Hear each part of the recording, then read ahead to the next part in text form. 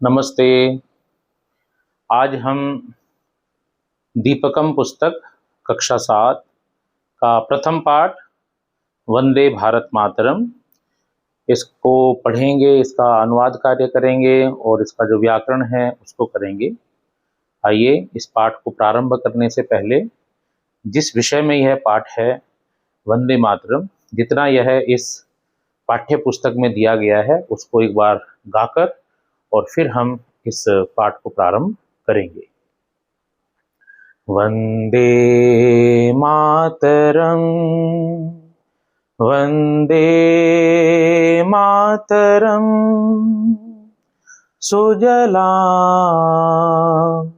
सुफलां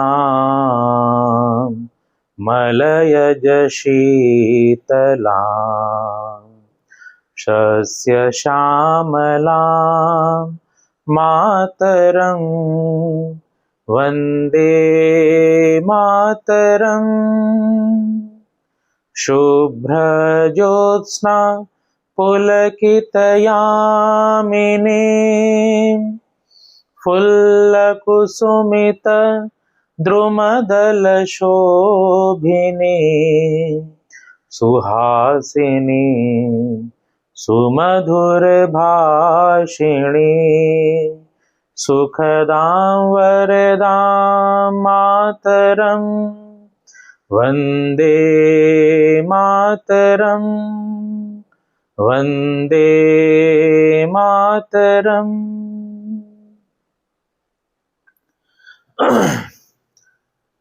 प्रथमः पाठः, पहला पाठ वंदे भारत मातरम।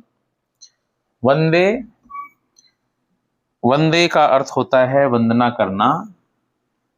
भारत मातरम, भारत माता को, हम भारत माता की वंदना करते हैं, हम भारत माता को प्रणाम करते हैं।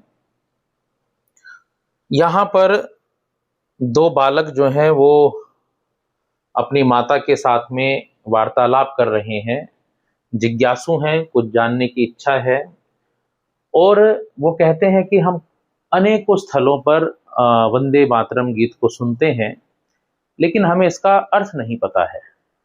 तो वो जिज्ञासु हैं, कुछ जानने की इच्छा है। क्या क्या जिज्ञासाएं उनके मन में हैं वंदे मातरम के प्रति, राष्ट्रीय ध्वज के प्रति, आइए इस पाठ में हम जानते हैं। अम्ब, संस्कृत में अम्बा का अर्थ होता है माँ। तो यह बालक कहता है माँ वयम, वयम हम सब, वयम हम सब। वयम में अस्मद शब्द है। अहम आवाम वयम, माम आवाम अस्मान, मया आवाभ्याम अस्माभिः, ह्यम आवाभ्याम अस्मभ्यम, मत आवाभ्याम अस्मत्, मम आवयोः अस्माकं, मयि आवयोः अस्मासु। अहम का अर्थ होता है मैं, आवाम का अर्थ होता है हम दोनों और वयम का अर्थ होता है हम सब। अम्ब वयम, वयम हम सब, विभिन्नेषु कार्यक्रमेषु, अनेकों कार्यक्रमों में, विभिन्न अनेकों कार्यक्रमेषु, कार्यक्रमों में, आकाशवाण्याम, रेडियो पर, एफएम पर, अथवा कोई भी जो अन्य जो सुनने का जो साधन है वहां पर, यहाँ पर भी सप्तमी विभक्ति का प्रयोग हुआ है। यह स्त्रीलिंग में है। और विभिन्नेषु कार्यक्रमेषु, यहाँ पर भी सप्तमी विभक्ति का प्रयोग हुआ है। यहाँ पर सप्तमी विभक्ति का बहुवचन है और आकाशवाण्याम में सप्तमी विभक्ति का एक वचन है। शालायाम में भी सप्तमी विभक्ति का एक अर्थ है। कई बार विद्यार्थियों को समस्या आती है, वो समझ नहीं पाते हैं कहाँ पर को लगता है, कहाँ पर ने लगता है, कहाँ से लगता है, कहाँ काके की लगता है। तो प्रिय विद्यार्थियों, इसके लिए बहुत ही आसान तरीका है।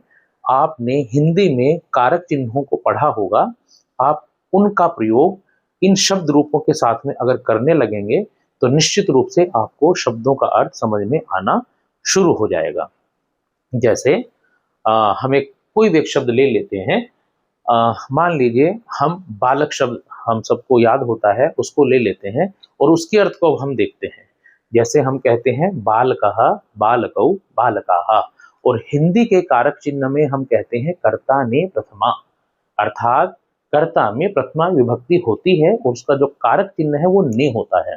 तो जितने भी शब्द रूप होते हैं उनकी जो पहली विभक्ति होती है उसमें हम ने जोड़ देते हैं।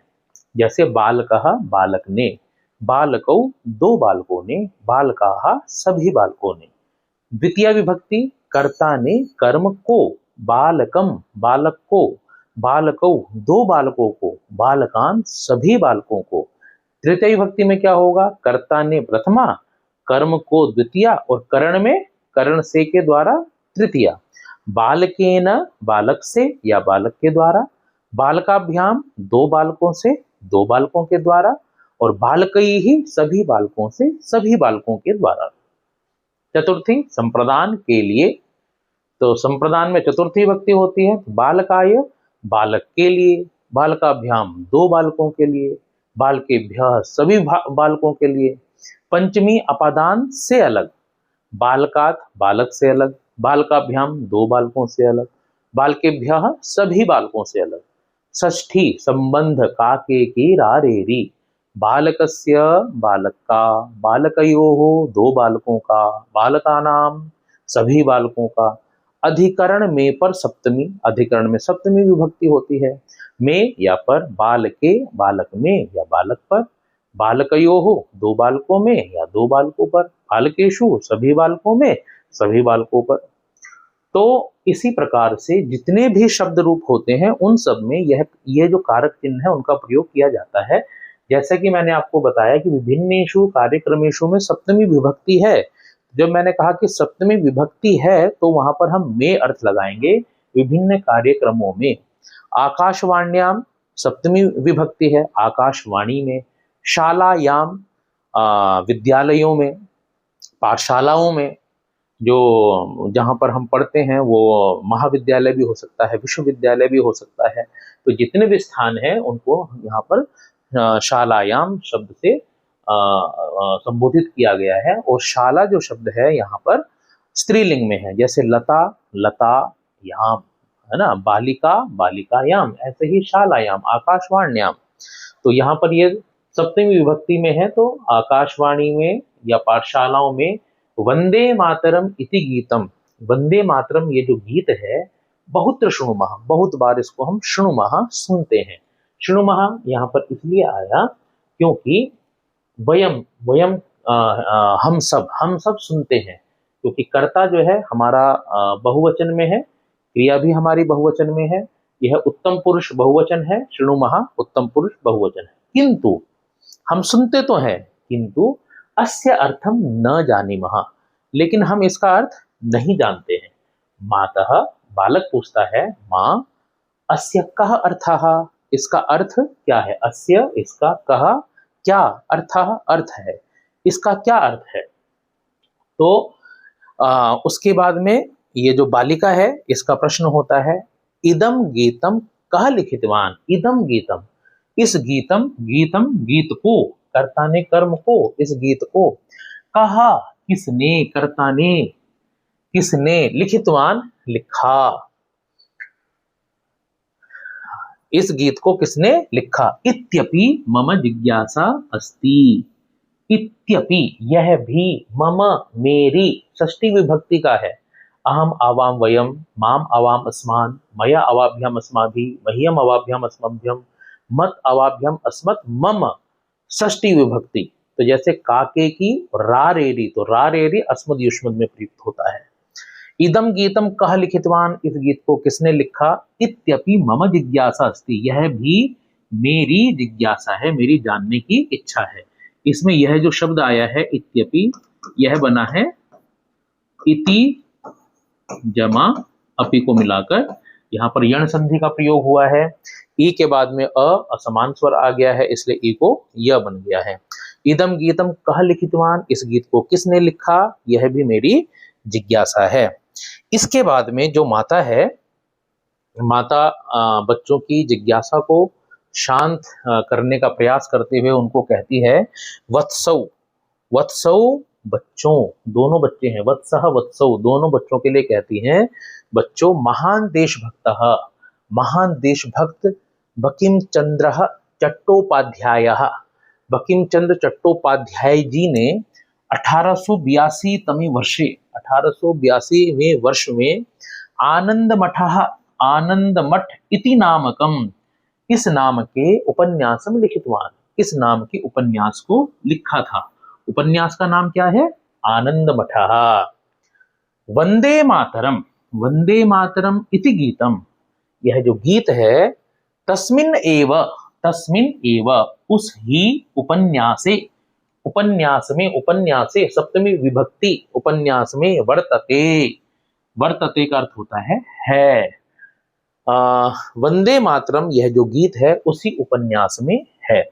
वंदे मातरम, वंदे मातरम, ये इत्यस्य अर्थः, इसका अर्थ, इति अस्य, यहां पर भी यण संधि का प्रयोग हुआ है। इत्यस्य, इति अस्य, इसका अर्थ अस्ति है, अस्ति का अर्थ भी है और वर्तते का अर्थ भी है, और दोनों क्रियापद हैं। अस्ति है, इसका अर्थ है यत् कि अहम, मैं, मातुहु, षष्ठी विभक्ति का एक वचन है। अहम, मैं, मातुहु, माता की, वंदनम, वंदना, करोमि, करता हूं, इति ऐसा, मैं माता की वंदना करता हूं, इसका अर्थ यह है, वंदे मातरम।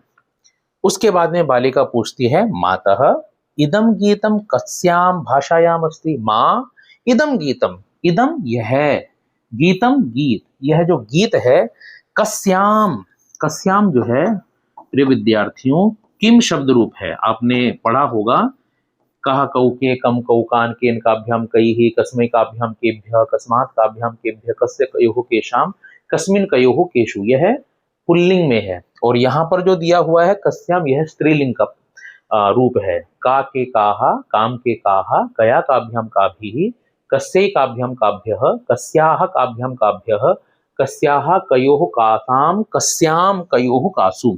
तो कस्याम यह सप्तमी विभक्ति का एक वचन है। कस्याम भाषायाम, भाषा, भाषायाम, यह भी सप्तमी विभक्ति का एक वचन है। माँ, यह जो गीत है किस भाषा में पर, सप्तमी विभक्ति। अस्ति है, अस धातु है, जैसा कि मैंने अभी आपको बताया था, और अस्ति का अर्थ होता है। माँ, यह गीत किस भाषा में है? प्रश्न किया बालिका ने। फिर माता उत्तर देती है, पुत्री एतत् गीतम संस्कृतम बांग्ला च इति भाषा द्वे वर्तते। बेटी, एतत् गीतम, अब देखिए, इदम गीतम, एतत् गीतम, इदम का अर्थ भी यह होता है और एतत् का अर्थ भी यह होता है। पुत्री, यह जो गीत है, संस्कृतम बांग्ला च, संस्कृत बांग्ला च और बांग्ला भाषा में, इति भाषा द्वे, इन दो भाषाओं में, वर्तते है, वर्तते, वर्तेते, वर्तन्ते, वर्तते है एक वचन में। तो इसके बाद में यह जो बालक है, बालक पूछता है, मातः, माँ, अस्मिन् गीते वर्ण्यः विषयः कः अस्ति? माँ, अस्मिन् गीते, यह जो गीत है, गीते सप्तमी विभक्ति एक वचन, यहाँ पर भी सप्तमी विभक्ति एक वचन का प्रयोग हुआ है, और सप्तमी विभक्ति का अर्थ मैंने अभी बताया, में। माँ, अस्मिन् गीते, अस्मिन् में भी सप्तमी विभक्ति है, इस गीत में, वर्ण्यः, वर्णित, विषयः, विषय, कह, क्या, कौन सा, अस्ति है, इस गीत में जो वर्णित किया गया है, अर्थात ये जो गीत है वो किस विषय में है, किसके बारे में है? तो माँ कहती है, पुत्र अस्मिन् गीते, पुत्र, पुत्र, बेटा, अस्मिन् गीते, इस गीत में, भारत मातुहु, अभी मातुहु आया था, षष्ठी विभक्ति एक वचन, भारत मातुहु, भारत जो माँ है, भारत जो देश है, उसके स्वरूपस्य, उसका जो स्वरूप है, उसकी जो संरचना है, रम्यम वर्णनम अस्ति, उसका बहुत ही सुंदरता से वर्णनम अस्ति, वर्णन है, वर्णन किया गया है, वर्णन है। इस गीत में, वंदे मातरम जो गीत अभी हमने गाया था, उस गीत में भारत माँ का जो वास्तविक जो स्वरूप है कि भारत है कैसा, भारत माता का जो स्वरूप है वो रमणीयता के साथ में, बहुत ही सुंदरता के साथ में वर्णन किया गया है। ये यहाँ पर भारत माता का, हमारा भारत जो देश है, उसका ये बहुत ही सुंदर चित्र मानचित्र यहाँ पर दिया गया है। वास्तव में देखा जाए तो संसार में बहुत सारे देश हैं, लेकिन इतना सुंदर जो चित्र है वो संभवतः भारत का ही है। और इस चित्र में प्राचीनानि तीर्थ क्षेत्राणि, जो प्राचीन हमारे तीर्थ क्षेत्र हैं, नगर हैं, पवित्र नदियां हैं, श्रेष्ठ पर्वतमालाएं हैं, उन सब का जो वर्णन है इस चित्र में दिया गया है। और सारी जो जानकारी है यहाँ पर उपलब्ध है। यहाँ हिमालय पर्वतमाला की बात हो, अरावली पर्वतमाला, रैवत पर्वतमाला, विंध्याचल पर्वतमाला, महेंद्रगिरी पर्वतमाला, सह्याद्री पर्वतमाला, मलयाचल पर्वतमाला, ये सब पर्वतमालाओं का, और साथ ही ये जो नदियां हैं, पूरे भारत में अनेक अनेक स्थानों पर जो नदियां हैं उनका वर्णन, और जो धार्मिक जो स्थल हैं, जो हमारी जो हम पुरियां जिनको कहते थे, उन सब का भी यहाँ पर सचित्र वर्णन किया गया है। और नंबर के साथ में, जैसे नंबर 1 हम अगर यहाँ पर देखें, विद्यार्थी इसको देखने का तरीका वैसे आपको पता है, 1 नंबर यहाँ पर दिया है, और 1 नंबर का अर्थ यहाँ पर अयोध्या। 2 नंबर कहाँ पर दिया है, 2 यहाँ पर दिया है, इसका अर्थ ये मथुरा। 3 हरिद्वार, ये देखिए ये 3 नंबर हरिद्वार। तो इस प्रकार से इसमें सभी 54 54 चतुर्पंचाशत जो स्थान है उसमें नदियां भी हैं, पर्वत भी हैं और धार्मिक स्थल भी हैं, उनका बहुत ही सुंदर वर्णन यहाँ पर किया गया है। आप इसको पढ़ सकते हैं, देख सकते हैं। हम वापस अपनी पाठ्य जो विषय है उस पर हम चलते हैं। तो ये जो बालक है फिर वो पूछता है, अम्ब एतस्य गीतस्य किम वैशिष्ट्यम, इस गीत की क्या विशेषता है कि इसको हमारा राष्ट्रीय गीत बनाया गया। अम्ब माँ एतस्य गीतस्य, इस गीत की किम वैशिष्ट्यम, क्या विशेषता है। तो बालौ, तो उसके बाद में माँ कहती है, बालौ बच्चों, बालह बालौ दोनों बच्चों के लिए आया है। स्वतंत्रतायाः आंदोलने, स्वतंत्रता का जो हमारा आंदोलन हुआ, भारत को आजाद करने का जो आंदोलन हुआ, स्वतंत्रतायाः आंदोलने, स्वतंत्रता के, षष्ठी विभक्ति का एक वचन, स्वतंत्रता के आंदोलने, सप्तमी विभक्ति एक वचन, आंदोलन में सर्वे देशभक्ताः, देशभक्तः देशभक्तौ देशभक्ताः, प्रथमा विभक्ति का बहुवचन, सभी देशभक्त एतद गीतम, इस गीत को मंत्रम इव गायन्ति स्म, ये मंत्र के समान इसका जप करते थे।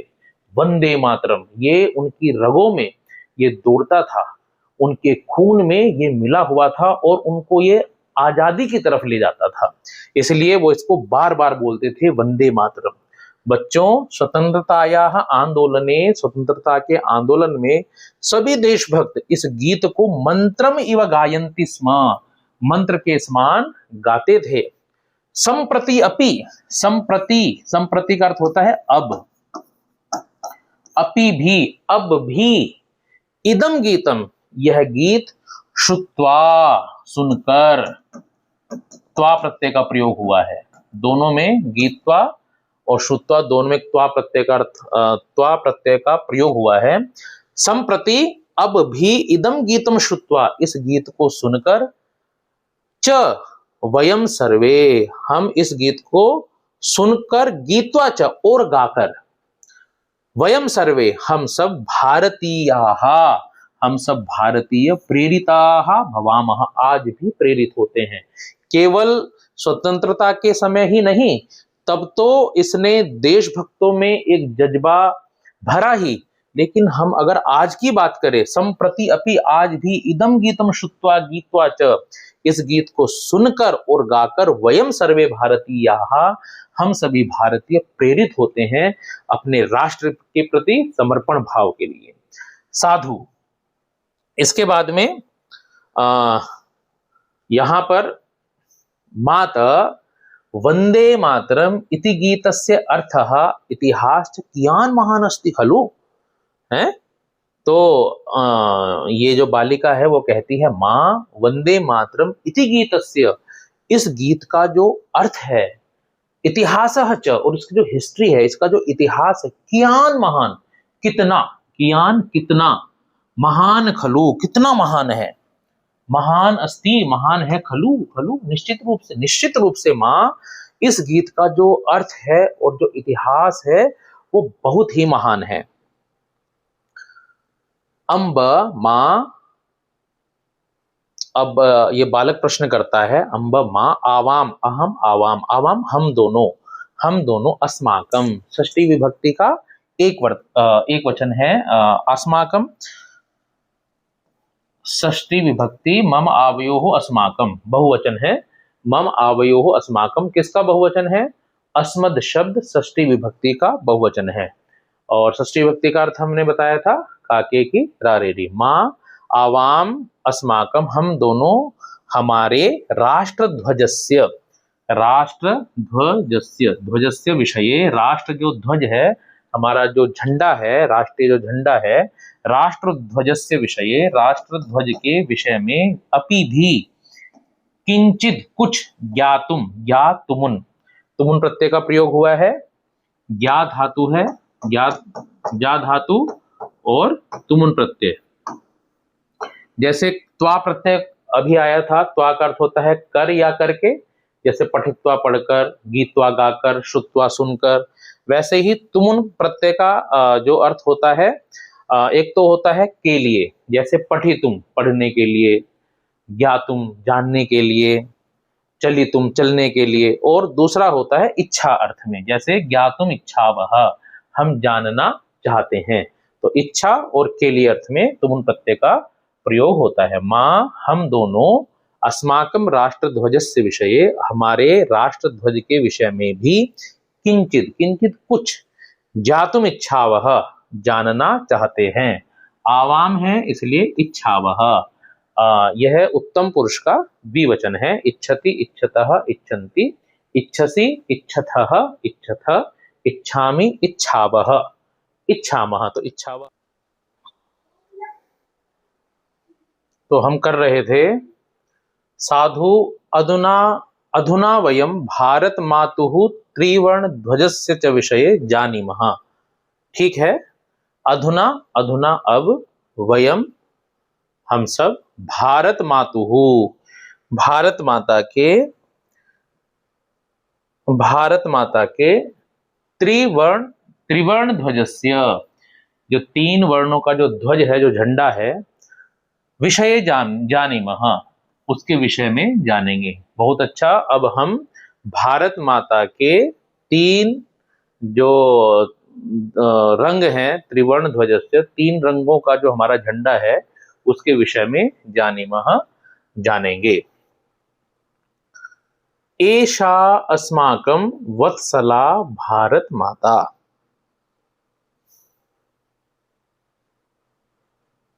एषा, एषा यह,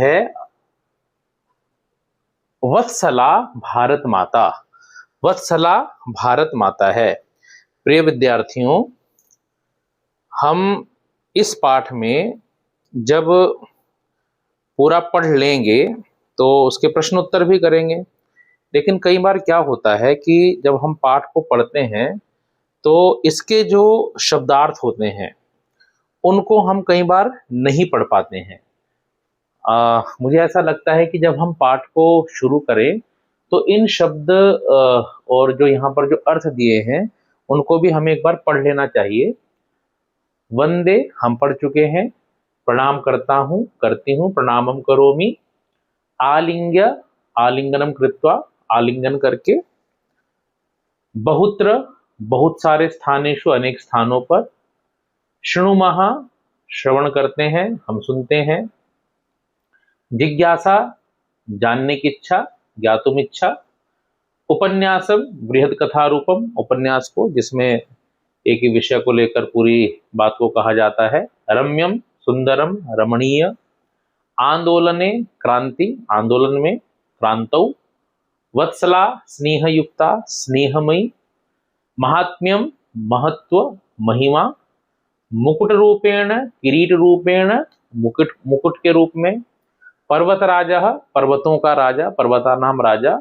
रत्नाकरः, समुद्रः, सागर, समुद्र का जो, ये वैसे ये दोनों पर्याय शब्द भी हैं, रत्नाकरः, समुद्रः। तीर्थक्षेत्राणि, पुण्यक्षेत्राणि, तीर्थस्थल।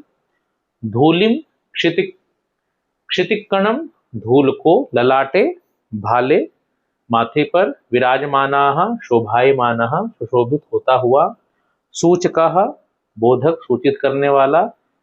केशरवर्णः, केसरवर्णः, केसरिया रंग। प्राप्तुम, लब्धुम, पाने के लिए। वक्तुम, भाषितुम, बोलने के लिए। कृषक बांधवाः, कृषिवल बांधवाः, किसान भाई। स्वेद बिंदुभिः, घर्मस्य जलकणैः, पसीने की बूंद से। सिंचन्ति, सिंचनम कुर्वन्ति, सींचते हैं। सस्य श्यामला, सस्य ही घनश्यामा, उपजों से हरी भरी। आभा, कांति, चमक। अणुशास्त्रे, परमाणु शास्त्रे, परमाणु विज्ञान में। आयुध शास्त्रे, शस्त्र विज्ञान, शस्त्र विज्ञान में। धवलम, शुक्लम, श्वेत। घन नील वर्णस्य, गाढ़ा नील वर्णस्य, गहरे नीले रंग का। गाढ़ नील वर्णस्य। अराह, चक्रस्य यष्टिकाः, तिलियां। जो हमारा जो ध्वज है उसमें जो बीच में जो नीले रंग का जो चक्र है उसके अंदर जो वो हमें अलग अलग दिखाई देती हैं, उनको हम अराह बोलते हैं, तिलियां बोलते हैं। कर्तव्य पथे, कर्तव्य से मार्गे, कर्तव्य मार्ग पर। सहमाना, सहनम कुर्वती, सहती हुई। शांतेः, क्लांतेः, थकान का। प्रमादस्य, अनवधानतायाः, अनवधानतायाः, असावधानता का। जेतुम, विजयम प्राप्तुम, जीतने के लिए। और ये कुछ स्थान अभी हमारे जो पाठ में आएंगे उनका यहाँ पर नाम दिया हुआ है। जैसे हरिद्वारम, हरिद्वार को माया, मायापुरी भी कहते हैं। काशी को वाराणसी, अवंतिका, अवंतिका शब्द हमारे पाठ में आया है। उज्जैन को कहते हैं इंद्रप्रस्थम, दिल्ली, दिल्ली को कहते हैं विजयनगरम, हम्पे। पाटलिपुत्रम, पटना। पांडुरंगपुरम, पंढरपुरम। अजयमेरु, जो अजमेर है। पुष्करम, क्या जहाँ पर ब्रह्मा का मंदिर है। घुस्मेश्वरम, कृष्णेश्वरम। गोमंतकम, गोवा। अर्बुदगिरि, आबू पर्वत। पदलिप्तपुरम, पालिताना, पुंडरीकगिरि, शत्रुंजय गिरिराज। रजत पीठपुरम, उडुपी, ओडुप जिसको बोलते हैं। नदियों के नाम हैं यमुना, कालिंदी नदी जिसको बोलते हैं, सरयू, घाघरा, शतुद्री, शतुद्र, सतलुज नदी को बोलते हैं, शोणा, सोन नदी। परुष्णी, रावी, चर्मणवती, चर्मणवती, चंबल नदी। रेवा, नर्मदा, गोदा, गोदावरी। तापी, ताप्ती। वेत्रावती, बेतवा। वितस्ता, झेलम, कौशिकी, कोसी। गंगा, जाह्नवी, भागीरथी, अलकनंदा। शारदा, काली, महाकाली। गंडकी, नारायणी, सदानीरा। चंद्रभागा, अस्कनी, चिनाब नदी को कहा जाता है। ये पर्वत हैं महेंद्रगिरी, पूर्वी घाट पर्वतमाला। रेवत, रेवत का, जिनको गिरनार पर्वतमाला के नाम से जाना जाता है। सह्याद्री, पश्चिम घाट पर्वतमाला जो ऊपरी भाग में हमें मिलती हैं। मतलब कि सह्याद्री हमने अभी चित्र जो देखा था है वो नीचे, लेकिन जो पूरा लंबा ऐसे भाग है पूरा हमारा, हाँ, गोवा, महाराष्ट्र, इनको वो छूता हुआ। और नीचे पूरा तमिलनाडु और केरल को भी वो छूता है। अरावली की जो पर्वतमाला है, विंध्याचल, विंध्य पर्वतमाला। मलयाचल, पश्चिमी घाट पर्वतमाला। तो ये जो सब हैं, उसके बाद हमारा अभ्यास कार्य होगा, लेकिन उससे पहले शब्दार्थ, क्योंकि हम कई बार पढ़ नहीं पाते हैं या उसको यह आवश्यक नहीं है यह सोचकर उसको छोड़ देते हैं, तो मुझे लगा कि एक बार हम उसको पढ़ लेते हैं। पढ़ने से कुछ शब्द, क्योंकि अभी हमारे बीच में आएंगे। एषा अस्माकं वत्सला भारत माता। एषा, एषा, एते, एताः। एषा का अर्थ यह होता है, सा का अर्थ वह होता है, सह का अर्थ भी वह होता है, एषः का अर्थ यह होता है। एषा, एषा अर्थात यह, अस्माकम हमारी, वत्सला भारत माता, स्नेहमयी, ये जो भारत माता है यह हमारी स्नेहमयी, हमें स्नेह करने वाली भारत माता है। अहो अस्माकं भारत माताहु, अहो अस्माकं भारत मातुहु महात्म्यम। अहो अस्माकम, हमारी भारत मातु, भारत माता का महात्म्य, इसकी कितनी महानता है। साक्षात पर्वतराज हिमालय, साक्षात पर्वतों का राजा हिमालय, मुकुट रूपेण अस्याह मस्तके शोभते, मुकुट के रूप में अस्याह, इसके मस्तके शोभते, मस्तक पर शोभायमान है। साक्षात पर्वतराज, पर्वतराज हिमालय, साक्षात पर्वतराज, हिम प्लस आलय हिमालय, दीर्घ संधि का प्रयोग यहाँ पर हुआ है। हिम आलय हिमालय, मुकुट रूपेण, मुकुट के रूप में, अस्याह, इसके मस्तके, मस्तक पर सप्तमी विभक्ति शोभते, शोभायमान है। अस्याह चरणों, इसके चरणों को प्रक्षालयति, धोती है, स्वयं या धोता है, इसके चरणों को प्रक्षालयति, धोता है स्वयं। रत्नाकर समुद्र, रत्नाकर समुद्र जो है इसके पैरों को धोता है। भारत भूमौ, सप्तमी विभक्ति का एक वचन है, भारत भूमि पर, महेंद्र मलय सह्य रैवतक विंध्य अरावली इत्यादय श्रेष्ठाः पर्वताः विराजन्ते। ये जो श्रेष्ठ जो पर्वत हैं, महेंद्र पर्वत, मलय पर्वत, सह्य, रैवतकः, विंध्य, अरावली आदि जो पर्वत हैं वो यहाँ पर शोभायमान हैं। जैसा कि हमने अभी देखा था, ये पर्वत है हिमालय पर्वतमाला, अभी हमने जो पढ़ा, हिमालय जो कि मुकुट के रूप में है, ये यहाँ पर स्थित है। अरावली की जो हमारी पहाड़ियाँ हैं वो इस भाग में स्थित हैं। रैवतकः पर्वतमाला, यह हमारा गुजरात का जो भाग है यहाँ पर स्थित है। विंध्याचल पर्वतमाला मध्य प्रदेश के आसपास ही स्थित है, और भी इसमें राज्य हैं।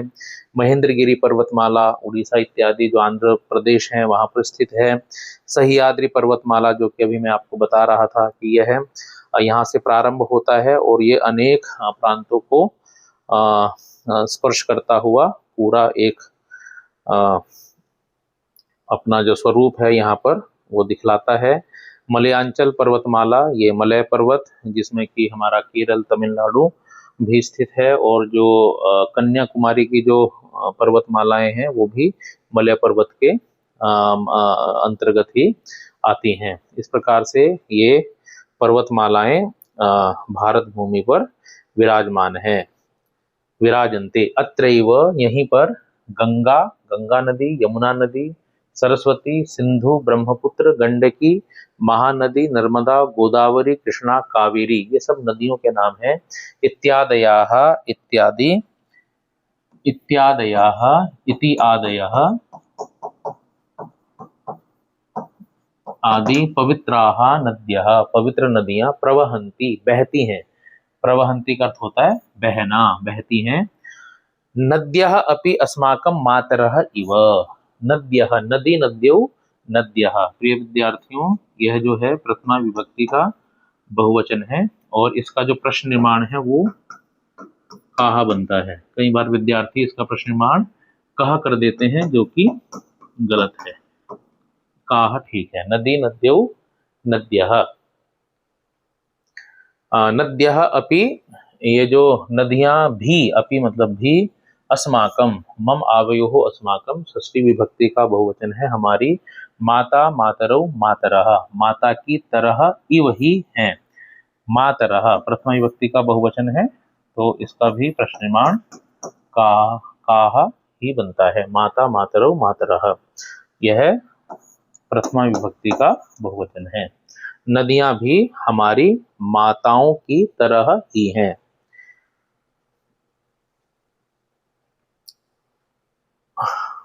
अयोध्या, मथुरा, ये पुरियां हैं, धार्मिक नगरियां हैं। अयोध्या, मथुरा, हरिद्वार, काशी, कांचीपुरम तमिलनाडु में है। अवंतिका, उज्जैन, वैशाली, द्वारिका, पुरी, गया, प्रयागराज, पाटलिपुत्रम, विजयनगरम, इंद्रप्रस्थम, सोमनाथ, सोमनाथः, अमृतसरः इत्यादीनि मंगलानि तीर्थक्षेत्राणि नगराणि च भारत भूमौ एव सुशोभन्ते।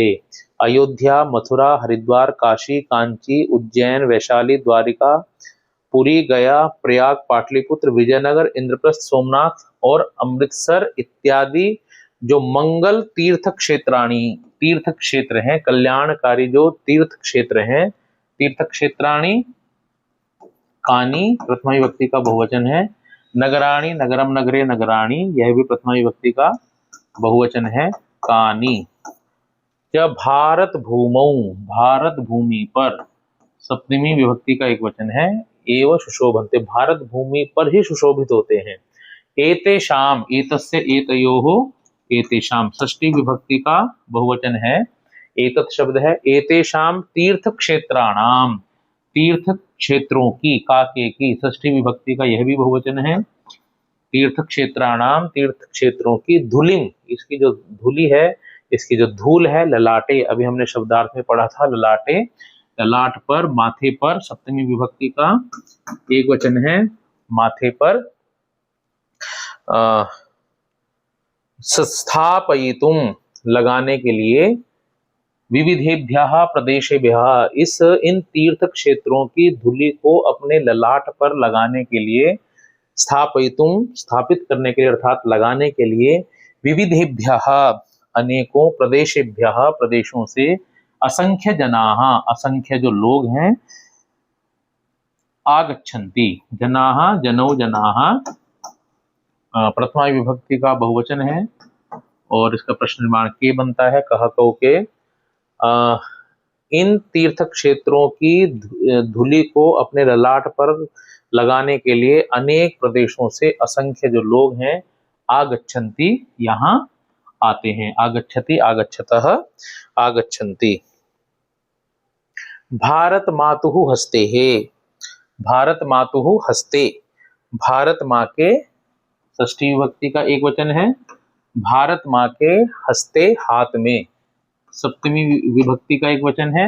विलसति, सुशोभित होता है। त्रिवर्ण युतः, तीन वर्णों से युक्त, राष्ट्र ध्वज, हमारा जो राष्ट्रीय ध्वज है, तिरंगा जो है, वो भारत माँ के हाथों में सुशोभित होता है। त्रिवर्ण युतः, त्रिवर्णों से युक्त, तीन वर्णों से युक्त। अहो अस्य शोभा, कितनी, अहो इसकी जो सुंदरता है वो दर्शनीय है, देखने योग्य है, शोभा, सुंदरता। अस्मिन राष्ट्रध्वजे, अस्मिन इस राष्ट्रध्वजे, राष्ट्रध्वज में, सप्तमी विभक्ति का एक वचन, केसरः, केसरिया जो रंग है, श्वेतः सफेद रंग, हरितः और हरा रंग, च हम हमेशा बीच में लगाते हैं, आपको पता होगा, और लिखा बाद में जाता है, लेकिन हम बोलते हैं उसको हिंदी की तरह ही है, केसर, श्वेत और हरित, ये जो वर्णाः, वर्णः, वर्णौ, वर्णाः विराजन्ते, विराजमान है, ठीक है। इस राष्ट्र ध्वज में केसरिया, सफेद और हरा, ये तीन रंग विराजमान है। ध्वजस्य मध्ये, षष्ठी विभक्ति का एक वचन, कस्य, ध्वजस्य, ध्वजस्य झंडे के, मध्ये सप्तमी विभक्ति का एक वचन है, सप्तमी विभक्ति का एक वचन, में, इस झंडे के मध्य, बीच में, सुंदरम, सुंदर, नीलवर्णम, नीले रंग का, चक्रमपि, चक्र भी, शोभते, शोभायमान है। ध्वजे विराजमानाः, ध्वजे, ध्वज पर, ध्वजे, ध्वजे ध्वज पर, विराजमानाः, विराजमान, वर्णाः, चक्रम च, और जो चक्र है, विशिष्टम संदेशम प्रयच्छति, खास संदेश देते हैं।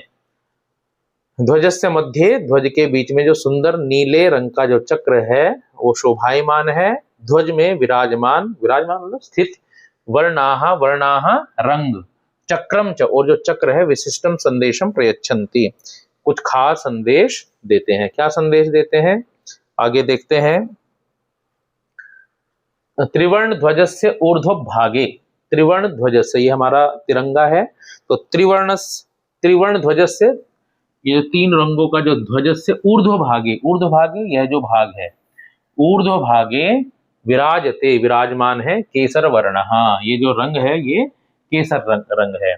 एषः वर्णः त्याग परंपरायाः, यह जो रंग है त्याग परंपरा, त्याग परंपरा का, षष्ठी विभक्ति एक वचन, काके की, त्याग परंपरा का, जो हमारे वीरों ने जो त्याग किया है, शौर्य परंपराया, और जो शौर्य परंपरा का, हमारे यहाँ जो त्यागी तपस्वी जो लोग हुए हैं, साधु लोग हुए हैं, सज्जन लोग हुए हैं, महापुरुष हुए हैं, उनकी त्याग परंपरा का, और शौर्य परंपराया, हमारे जो वीर बहादुर सैनिक हुए हैं, हमारे जो क्रांतिकारी हुए हैं, उन सब का सूचक अस्ति, सूचक है, सूचना देने वाला है।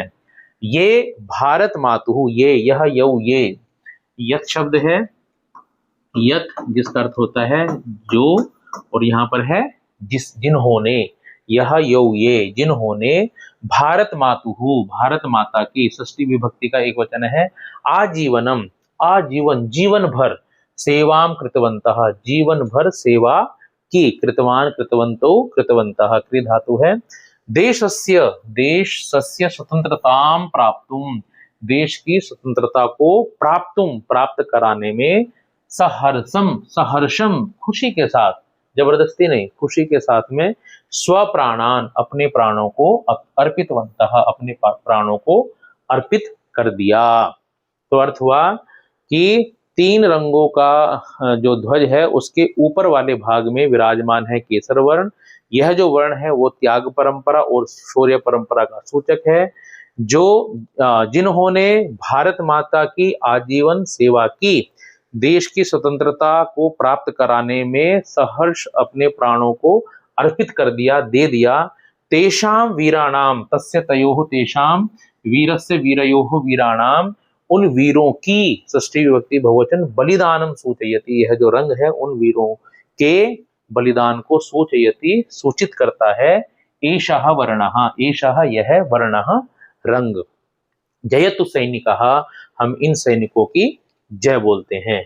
जयतु सैनिकः इति वक्तुम, यह बोलने के लिए, अस्मान, हम सबको, प्रेरयति, प्रेरित करता है, ध्वज स्थितः, ध्वज में स्थित, अयम, यह केसर वर्णः, इन सैनिकों की जय बोलने के लिए हम सबको प्रेरित करता है ध्वज में स्थित यह केसर रंग। तो यह हमारे पहले रंग की बात हुई। उसके बाद में कृषक बांधवाः अस्माकं भारत भूमि सर्वदा स्वस्वेद बिंदुभिः सिंचन्ति, एतेषां परिश्रमेण एव भारत भूमि हरित वर्णमयी समृद्धा सस्य श्यामला च संजाता, भारत मातुः समृद्धे एषा आभा हरित वर्ण रूपेण, हरित वर्ण रूपेण। तो दूसरा जो इन्होंने हमारा यहाँ पर वर्णन किया है वो हरित वर्ण का किया है, और फिर श्वेत रंग का किया है, और फिर चक्र का वर्णन किया है।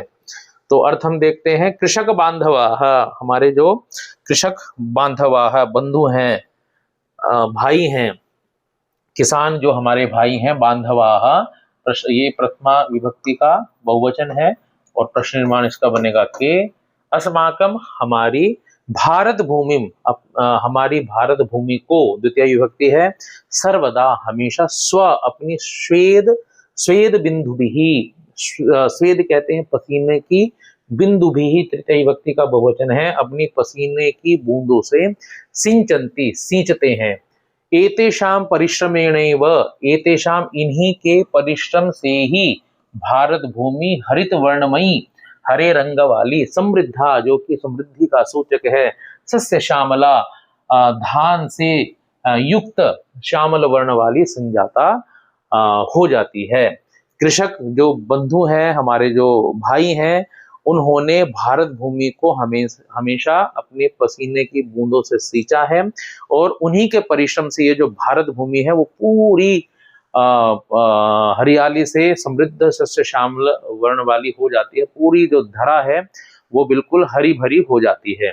भारत मातुः समृद्धेः, भारत माता की समृद्धि में, एषा आभा, यह जो चमक है, हरित वर्ण रूपेण, हरित रंग के रूप में, अस्माकम राष्ट्र ध्वजे विराजते, हमारे राष्ट्र ध्वज में विराजमान है। जयतु कृषकः, किसान की जय हो, इति वक्तुम, यह कहने के लिए, अस्मान प्रेरयति, हमको प्रेरित करती है, ध्वज स्थितः, ध्वज में स्थित, एषः हरित वर्णः, यह हरित वर्ण हमें किसानों की जय बोलने के लिए प्रेरित करता है।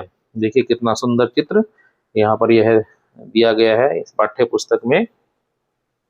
उसके बाद में मध्य स्थितः, मध्य, मध्य मतलब बीच में, स्थितः, स्थित विराजमान, श्वेत वर्णः सफेद जो रंग है, शांतेः शांति का, षष्ठी विभक्ति का एक वचन है शांतेः, शांतेः कस्य, इसका प्रश्न निर्माण बनेगा शांतेः सत्यस्य, षष्ठी विभक्ति कस्य, सत्य और सत्य का, द्योतकः सूचक है, मध्य में स्थित श्वेत वर्ण शांति और सत्य का सूचक है, द्योतक है।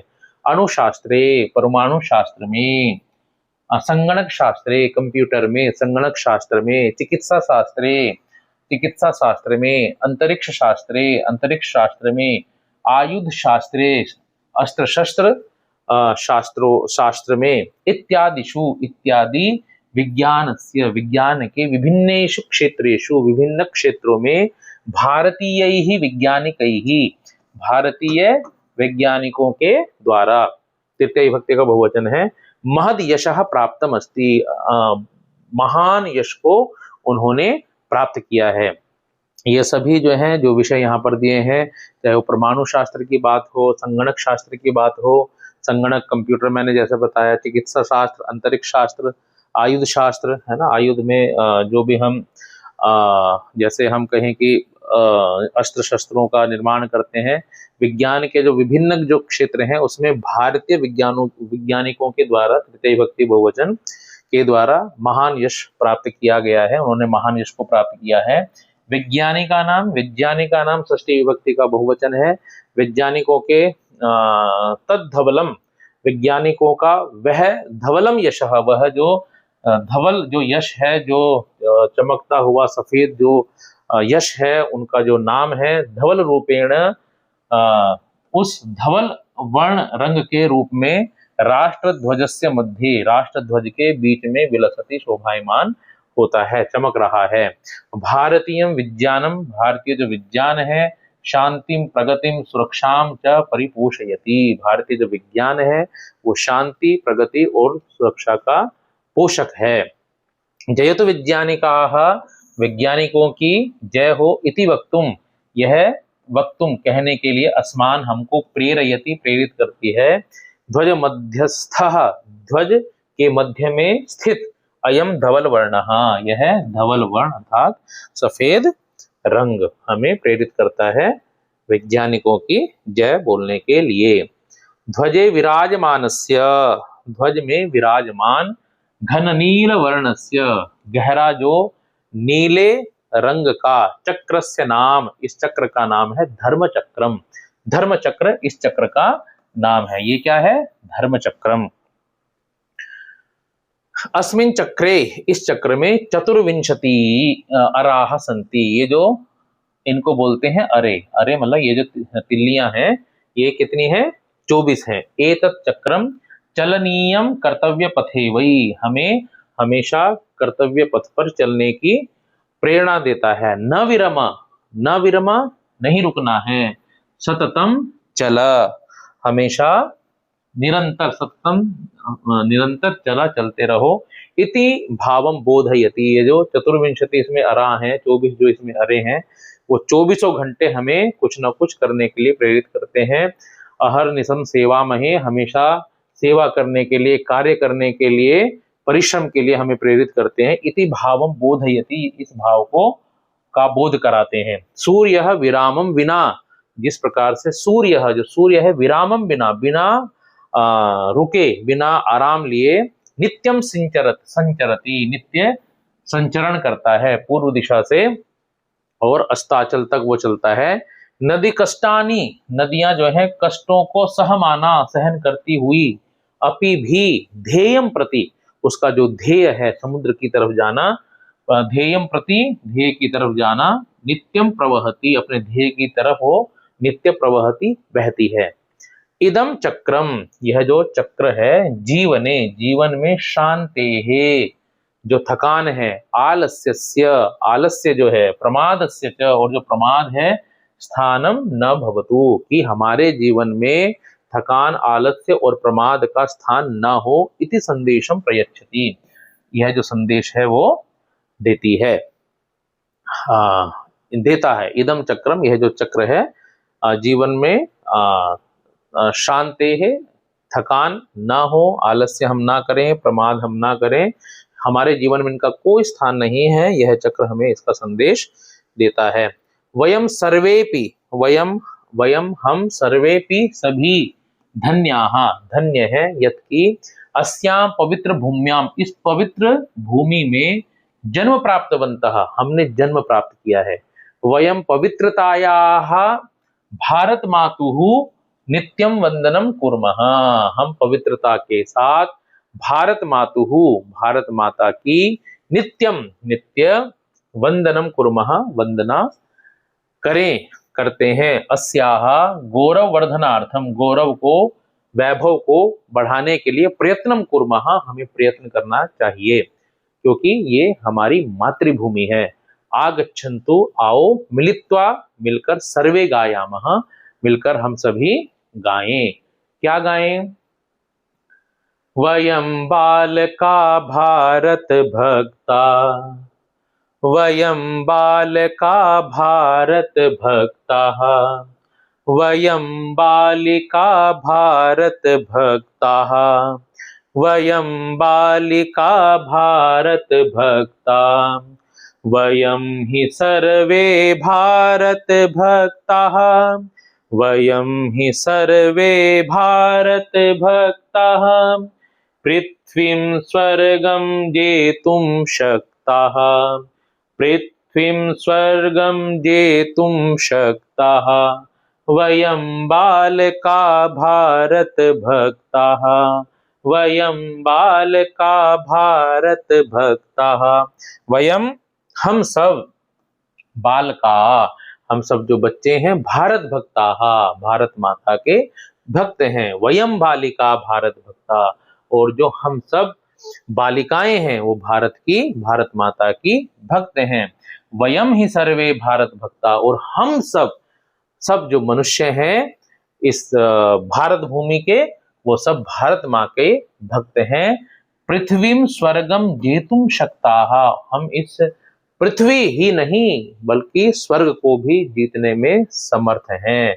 हम पृथ्वी और स्वर्ग को जीतने में समर्थ हैं। इस प्रकार से ये हमने सामान्य अनुवाद हमने किया है कक्षा 7 के विद्यार्थियों के लिए। ये नई पुस्तक दीपकम आई है, आप इसको पढ़ रहे हैं, तो मुझे लगा कि मैं एक बार सामान्य जो अनुवाद है आप लोगों के सामने प्रस्तुत करूं। इसके प्रश्नोत्तर के साथ में हम अगली वीडियो में आपको मिलेंगे।